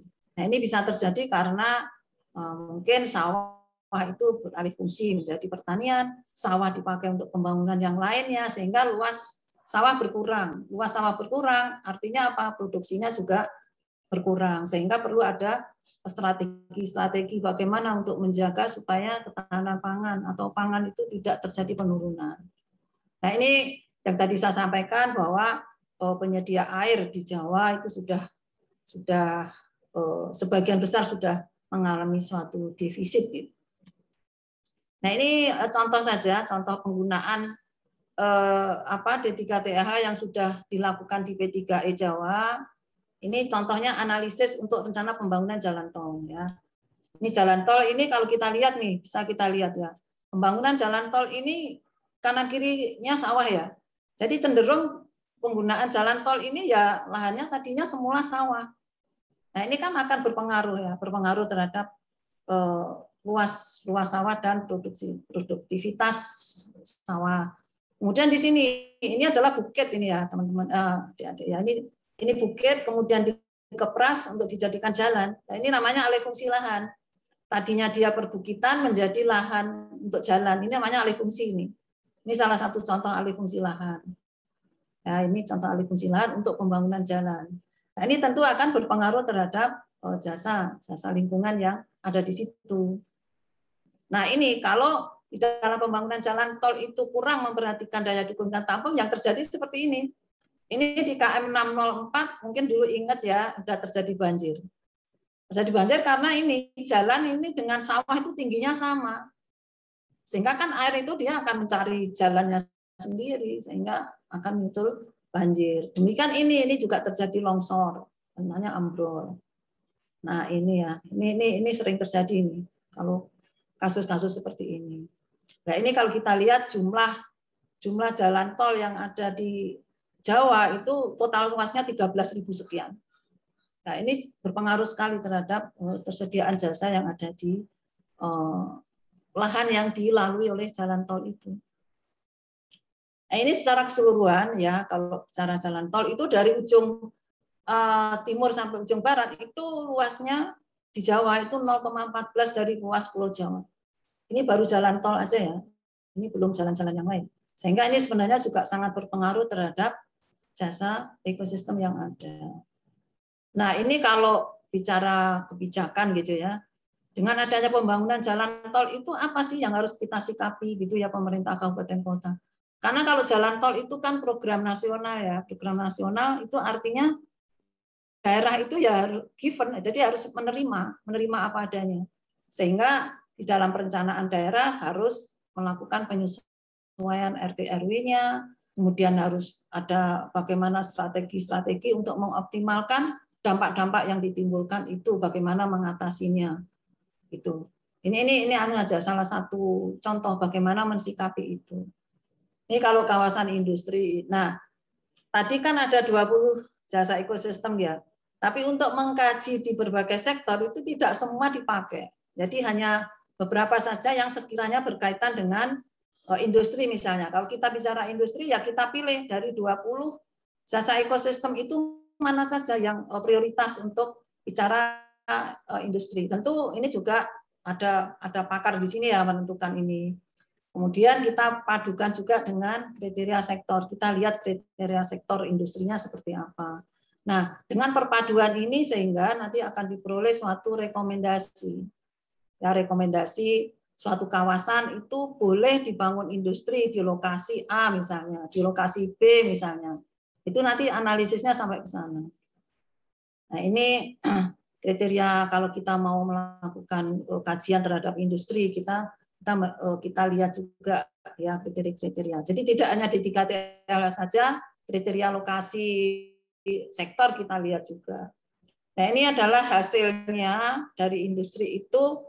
Ternyata di Jawa itu yang prioritas direkomendasikan gitu ya untuk menjadi kawasan industri itu 13,28% luas Jawa. Di mana saja itu yang di atas ini, yang hijau-hijau ini yang direkomendasikan. Kemudian ini adalah ini tadi yang industri ya. Jadi kalau jasa ekosistemnya di sini ini misalnya yang hijau-hijau ini ekosistemnya sangat rendah. Sangat tinggi ya jasa ekosistem. Tapi kalau untuk industri rekomendasinya yang tinggi ini yang tidak direkomendasi untuk industri. Sehingga yang direkomendasi ini kalau kita lihat warna ya dibalik saja. Yang ini hijau, yang sini merah. Kalau ini merah berarti ini tidak boleh untuk industri. Yang boleh dibangun industri itu yang daerah hijau-hijau ini. Ini mendasarkan pada nilai dari yang dianalisis itu. Ini sama saja, ini saya kira sebaran industri. Ini untuk KLHS ya, untuk sustainable development itu juga harus mempertimbangkan daya dukung, daya tampung juga. Ini saya kira proses untuk penyusunan KLHS. Ini di sini saya sebenarnya hanya ingin menunjukkan saja bahwa D3TLH ini juga merupakan salah satu muatan dari KLHS ini untuk penyusunan untuk perbaikan dari KRP, rencana program daerah. Ini hanya menunjukkan logus saja. Ini tadi sudah ya, double ya. Nah, ini juga sama untuk SDGs itu juga kita kan di sana ada beberapa tujuan ya. Misalnya kita tujuan pertama itu mau menghapus kemiskinan. Untuk menghapus kemiskinan itu jasa ekosistem yang kita lihat apa? Ya pasti yang ada kaitannya dengan ini, yaitu pangan, kemudian air, dan sebagainya. Jadi kita lihat jasa ekosistem prioritas apa yang akan kita pakai untuk melakukan suatu kajian, gitu ya. Seperti itu. Jadi tidak semua 20 itu kita pakai. Nah, ini suatu kesimpulannya bahwa ya semua metode penyusunan D3TLH itu merupakan suatu pendekatannya. Namun hasil analisis D3TLH itu mampu menggambarkan kondisi sumber daya alam secara indikatif, baik itu kuantitatif maupun kualitatif, terkait dengan kinerja jasa lingkungan, tingkat kerentanan, dan status daya dukung lingkungan. Kemudian D3TLH itu memiliki fungsi dan manfaat sebagai pengendali, prediksi, pengarah, dan evaluasi dalam kajian perencanaan lingkungan hidup, KLHS, kemudian perencanaan daerah lainnya, dan izin lingkungan. Jadi ya disampaikan kalau AMDAL itu tadi harus memperhatikan daya dukung dan tampung. Nah, ini yang masih kebingungan karena pemerintah kabupaten kota belum menyusun itu. Kemudian keseimbangan alam harus diupayakan tercapai dengan mempertimbangkan daya dukung dan tampung dalam pemanfaatan sumber daya alam dan ekosistemnya. Jadi kalau melihat posisi daya dukung dan tampung itu menjadi sangat penting ya untuk di dalam pemanfaatan, di dalam perencanaan, di dalam memberikan suatu rekomendasi gitu ya, di dalam melakukan suatu pembangunan di suatu wilayah. Saya kira itu saja, mudah-mudahan bisa memperkaya gitu ya, memperkaya ya. Nanti kalau misalnya ada hal-hal yang kurang jelas kita bisa diskusikan. Namun ya semampu saya kalau nanti ada pertanyaan atau diskusi yang pada kesempatan ini saya secara pribadi belum bisa menjelaskan, nanti ya kita sama-sama mungkin bisa datang langsung ke P3E ya, karena teman-teman P3E ini banyak ini yang langsung secara teknis mengetahui atau memahami bagaimana sih secara detailnya menyusun daya dukung dan tampung, karena sistem informasi geografis tools-nya itu sangat sangat diperlukan di sini. Mungkin itu saja Bu Lia. Terima kasih. Kurang lebihnya mohon maaf jika ada kekurangan, dan waktu kami kembalikan ke Ibu Lia. Terima kasih. Ya, terima kasih telah paparan yang disampaikan Bu Dwi. Ini sangat informatif dan menambah ilmu bagi kita semua pastinya. Oke, untuk mempersingkat waktu, selanjutnya akan dibuka sesi pertanyaan. Silakan bagi mahasiswa yang bertanya untuk menyebutkan nama dan NIM-nya. Maaf Bu, izin bertanya. Oke, ya, boleh silahkan. Nama saya Gabriel Enos Berlin, mahasiswa Ilmu Lingkungan 2020 dengan NIM M0820042. Izin bertanya Bu, seperti yang kita ketahui bersama dan seperti yang telah Ibu paparkan bahwa kajian daya dukung dan daya tampung lingkungan itu merupakan sebuah kajian yang sangat penting untuk dasar pembangunan ya Bu. Pertanyaan saya, kan di Jawa itu sendiri salah satu isu pada Pulau Jawa adalah pertumbuhan penduduk yang sangat pesat, dan pertumbuhan penduduk itu tentunya membutuhkan luasan permukiman dan penyediaan pangan yang lebih lagi Bu. Nah, solusi dari itu kan sendiri untuk membuka permukiman baru Bu. Nah, pertanyaan saya itu, apakah sejauh ini di Pulau Jawa sendiri dalam pembukaan permukiman itu sudah menjadikan kajian D3TLH sebagai dasarnya Bu? Itu pertanyaan saya. Mungkin kalau yang developer besar mereka memiliki kewajiban AMDAL dan sebagainya Bu. Kalau untuk masyarakat sekitar Bu yang tidak mengetahui soal hal itu, mereka misalnya cuma punya tanah tadinya persawahan 100 meter persegi, mungkin mereka mau bikin rumah habis itu Bu. Nah, itu gimana Bu? Mungkin kalau warga sipil kayak gitu mereka cuma bikin ahli fungsi lahan kan Bu. Habis itu mereka dibuat perumahan mungkin atau permukiman sendiri Bu. Nah, itu pertanyaan saya. Pertanyaan selanjutnya itu Bu, menyambung dari kata-kata Pak Prabang tadi.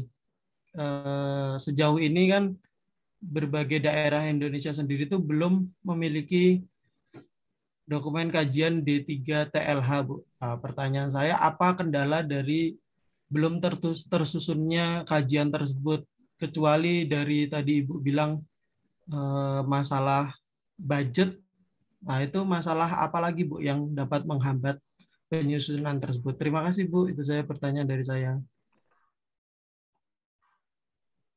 Ya, baik. Ini langsung dijawab atau ditampung dulu Ibu? Saya kira ditampung dulu ya, mungkin 2 atau 3 kalau ada ya. Ya, silahkan. Selanjutnya Bagus Hermawan, sebutkan NIM-nya untuk bertanya. Saya Bagus Hermawan dengan NIM M0820017. Tadinya saya juga ingin bertanya mengenai daerah-daerah yang belum dapat menyusun D3TLH, tapi sudah ditanyakan sama Gabriel. Terus yang kedua mengenai daya dukung dan daya tampung lingkungan hidup di tiap-tiap region itu kan mempunyai kondisi yang berbeda-beda. Nah, pertanyaan saya, daya dukung dan daya tampung di ekoregion Jawa ini apakah lebih baik ataukah lebih buruk dari ekoregion daerah lainnya, Bu? Terima kasih.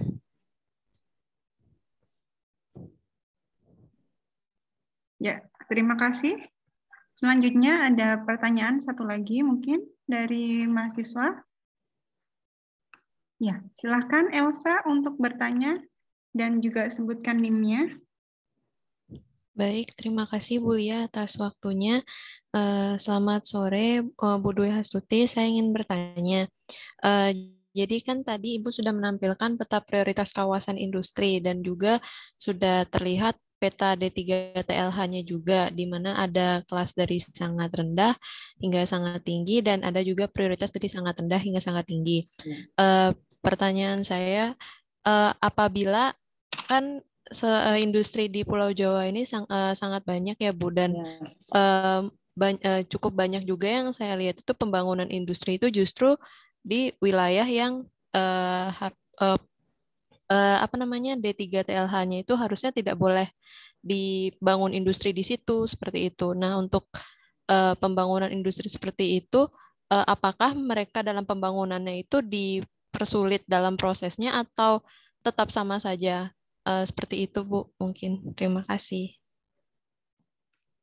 Ya, oke. Terima kasih untuk Elsa. Ya, ini buka 3 pertanyaan dulu untuk Asri Nurvia. Nanti sambung sesi pertanyaan kedua.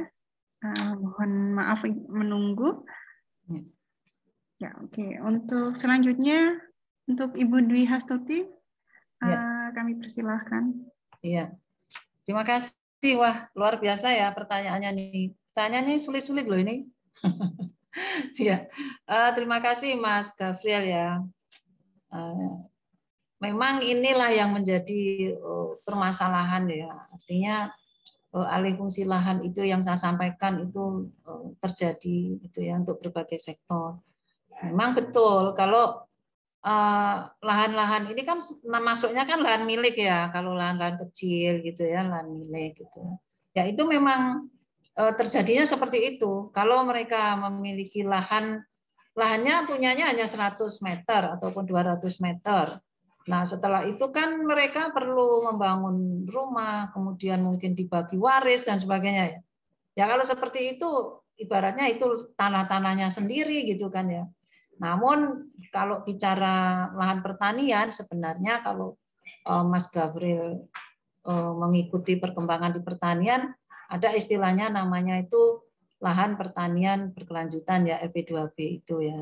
LP2B itu sebenarnya bagusnya juga ada kajian daya dukung daya tampung. Kami punya juga sudah melakukan kajian daya dukung daya tampung itu untuk pertanian, untuk penetapan itu.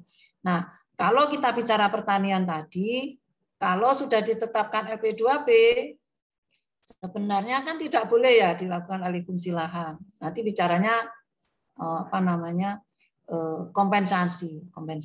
Tetapi untuk hal-hal yang seperti ini, untuk pembangunan yang tadi disampaikan untuk pemukiman, ya kita kadang tidak bisa berbuat apa-apa gitu Mas Gabriel. Ya sudah, wong itu lahan-lahannya mereka. Kecuali mereka ada penggantian lahan. Kalau memang itu lahannya itu berada di tempat betul-betul yang memiliki daya dukung daya tampung yang strategis. Tetapi kondisi yang sekarang ini kan ya terjadi begitu saja.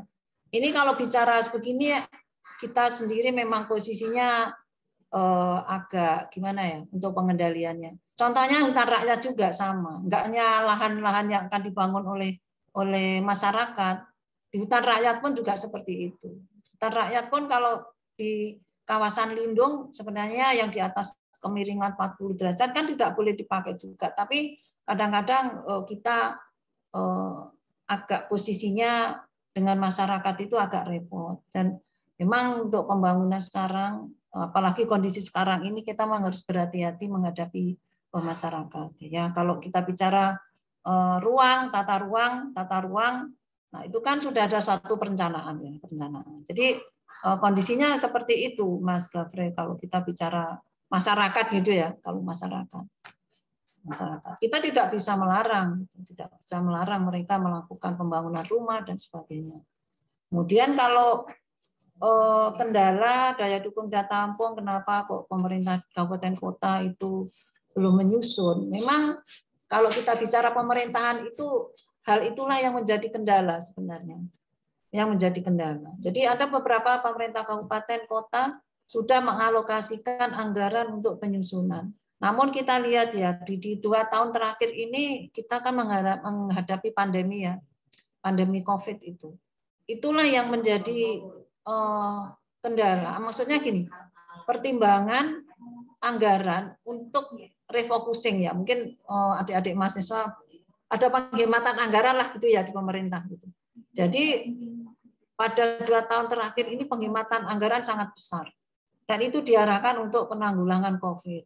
Nah, sebenarnya itu, kalau kami menjaring aspirasi ke pemerintah kabupaten kota, sebenarnya kendala utama yaitu keuangan itu sebenarnya. Kalau dari sisi teknis sebenarnya mereka atau pemerintah kabupaten kota itu juga punya keinginan untuk menyusun D3TLH itu secara cepat gitu ya.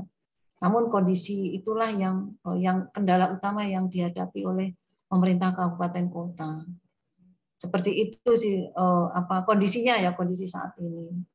Kemudian kalau kondisi daya dukung daya tampung bagaimana di Jawa dan di luar Jawa, saya kira ini tergantung dari karakteristik wilayahnya masing-masing dan tidak bisa juga diperbandingkan. Apakah di Bali dengan di Jawa, apakah masih baik di Bali, apakah masih baik di Jawa, kan itu tergantung karakteristiknya masing-masing ya. Sehingga kalau kita bicara D3TLH itu yang menyajikan kondisinya. Karena udah berbeda lagi juga, Jawa dengan Kalimantan kan berbeda. Kita bicara tutupan lahan aja berbeda. Sehingga tidak bisa diperbandingkan. Kalau kita membandingkan sesuatu kan pasti harus sama ya, minimal sama. Jadi menggambarkan kondisi karakteristik masing-masing, bagaimana kita mensikapi dengan kondisi seperti itu gitu ya, dengan kondisi daya dukung daya tampung yang kita sajikan itu. Kemudian kalau yang Mbak Elsa tadi, D3TLH untuk kawasan industri. Pertanyaannya apa ya tadi ya, Pak? Enggak tercatat ya. Mbak Elsa, pertanyaannya tadi apa ya? Jadi tadi pertanyaan saya itu kan tadi untuk kawasan industri itu ada wilayah khususnya untuk yang disarankan atau tidak disarankan untuk pembangunan. Nah, berarti apakah yang di wilayah yang tidak disarankan pembangunan itu izinnya akan dipersulit atau bagaimana Bu? Atau tetap sama saja untuk semuanya? Oh iya. Jadi untuk sebenarnya D3TLH itu fungsinya kan untuk memberikan suatu bahan pertimbangan kepada pimpinan ya, dalam hal ini kalau bicara pemerintah kabupaten kota ya pada bupatinya, pada wali kotanya. Jadi OPD misalnya Dinas Lingkungan Hidup, kemudian SDM ataupun Bapeda itu bisa memberikan masukan kepada pimpinannya bahwa di lokasi A ini ya, di lokasi A ini dengan jasa ekosistem yang ada itu sebenarnya kurang cocok nih dibangun industri gitu ya. Itu ya misalnya. Tetapi di situ dipaksakan gitu ya. Oh ini tetap di situ gitu ya. Sehingga OPD itu harus bisa menyajikan. Kalau nanti dibangun industri itu di situ, resiko lingkungan yang muncul ini loh gitu.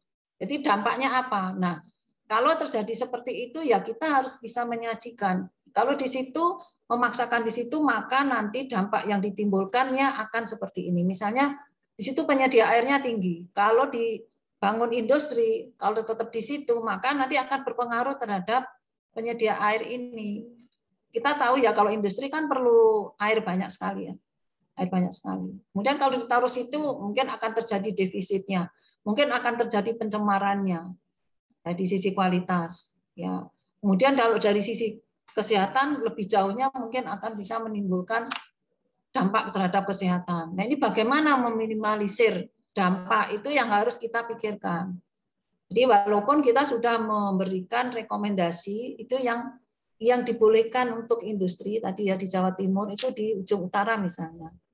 Nah, kalau kebijakan atau keputusan itu kan semua tergantung pimpinan ya. Gitu ya. Kalau kita bicara kondisi pemerintah atau kabupaten pembangunan suatu kawasan. Gitu. Jadi seperti itu fungsi D3TLH. Kalau masalah izin dan tidak izin dipersulit dan sebagainya itu kan teknis ya, teknis bagaimana nanti melakukan suatu kawasan industri. Tapi di kami ini batasannya adalah menyajikan daya dukung dan tampungnya seperti ini. Sehingga yang kita fokuskan adalah dampaknya. Mungkin boleh dibangun di situ, tapi nanti akan menimbulkan dampak yang luar biasa misalnya. Nah, bagaimana untuk mengatasi dampak? Contoh realnya kayak tadi ya, jalan bangun di sawah.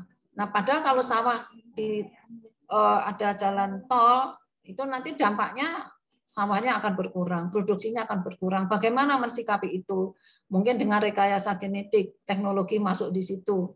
Bagaimana bisa mengatur pola tanam sawah sehingga produksi pangan ini tidak terganggu, bisa memenuhi kebutuhan, gitu ya, mengganti sebesar produksi yang dipakai lahannya untuk transportasi, untuk jalan dan sebagainya. Seperti itu sih, Mbak Elsa, gambarannya, gitu.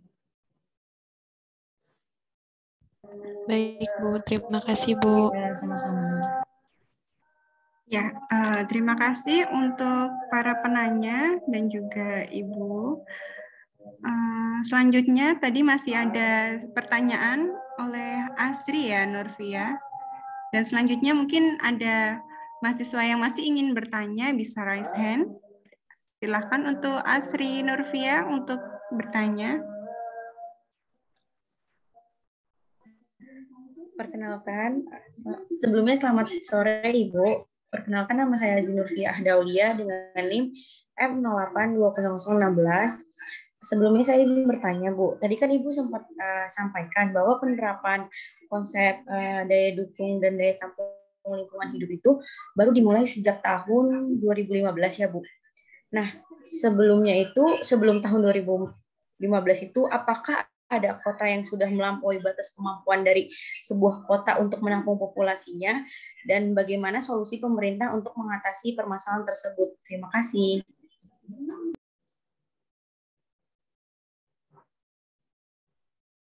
Baik, selanjutnya ada pertanyaan lain?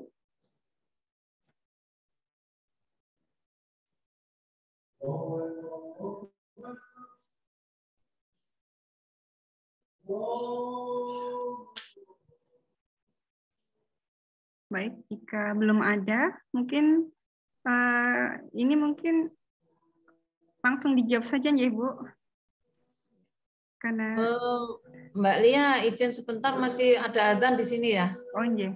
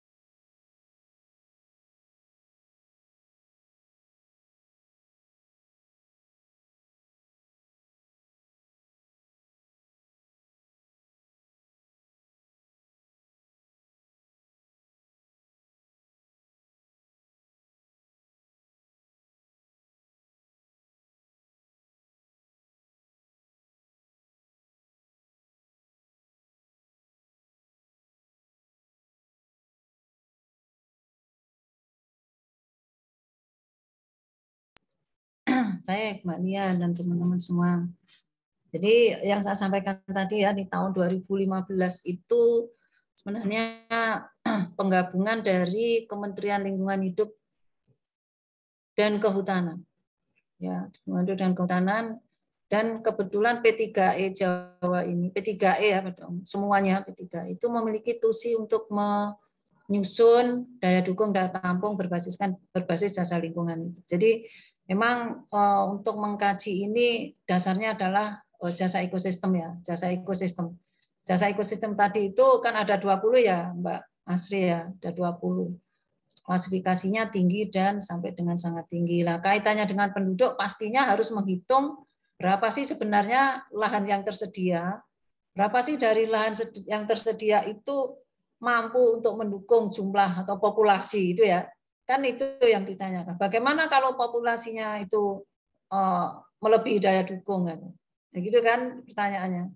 Nah, ini kan memang perlu dia suatu kajian. Kalau kita bicara jumlah penduduk di suatu wilayah itu harusnya 30, kemudian penduduknya ada 40, gimana yang dilakukan Mbak Asri, kan begitu ya. Sehingga program-program pemerintah misalnya seperti kalau dulu ada transmigrasi, kemudian ada pembatasan-pembatasan kelahiran dan sebagainya, itu adalah sebenarnya upaya-upaya untuk itu, ya, upaya-upaya yang dilakukan oleh pemerintah. Nah, itu kalau misalnya pembangunan pemukiman misalnya, tadi disinggung misalnya pemukiman dengan luas sekian itu, jumlah penduduknya banyak, bagaimana untuk menampungnya sementara lahannya tetap, sehingga strategi-strateginya apa, membangun perumahan-perumahan yang vertikal misalnya, ya, gitu ya.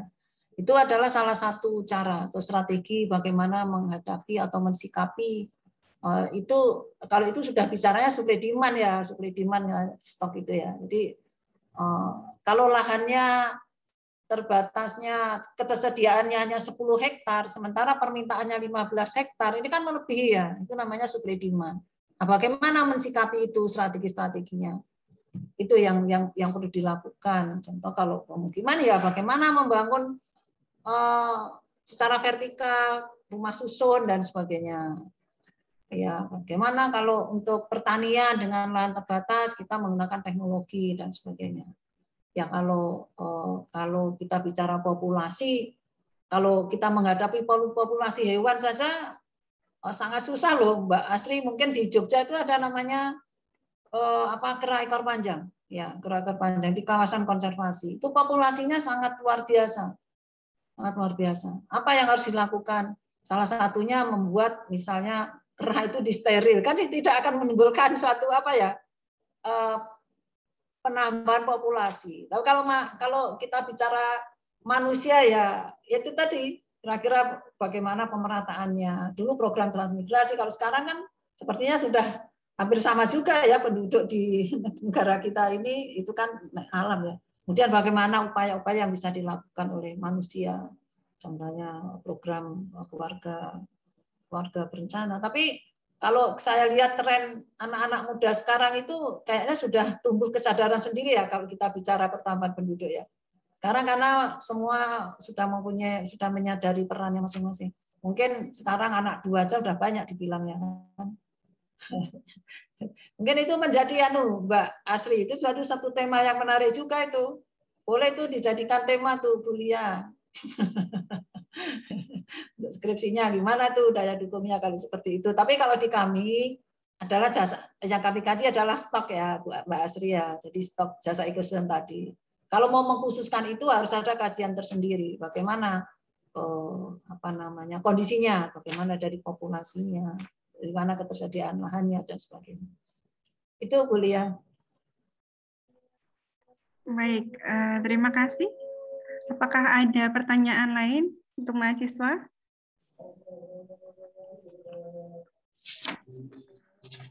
Ya, jika sudah tidak ada, mungkin kita tutup saja ya. Iya.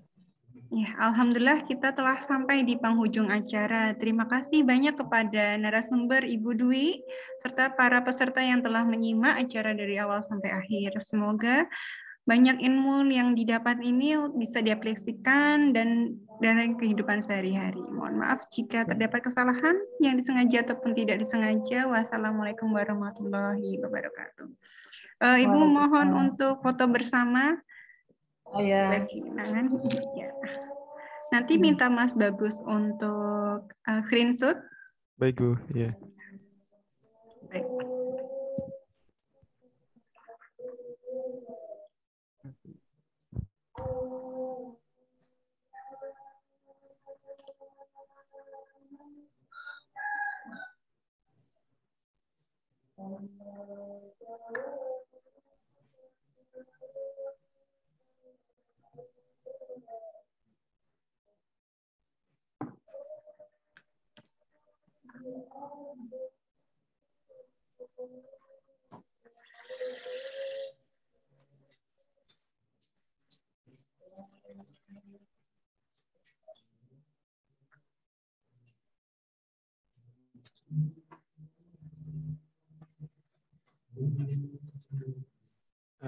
Mungkin saya hitungin ya, Bu.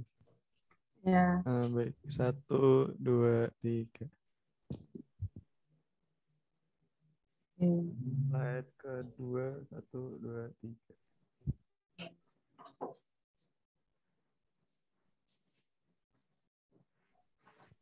Udah ya, Bu. Ya. Ya, akhir kata Ibu, terima kasih sekali sudah mengikuti dan sudah berkenan ya untuk memberikan informasi dan ilmunya. Pasti Ya. ini insya Allah nanti mahasiswa mungkin bisa datang berapa kali mungkin ke P3I untuk belajar begitu. Jadi di lapangan langsung tuh seperti apa gitu. Matur nuwun. Wassalamualaikum warahmatullahi wabarakatuh. Waalaikumsalam. Waalaikumsalam. Terima kasih, Bu.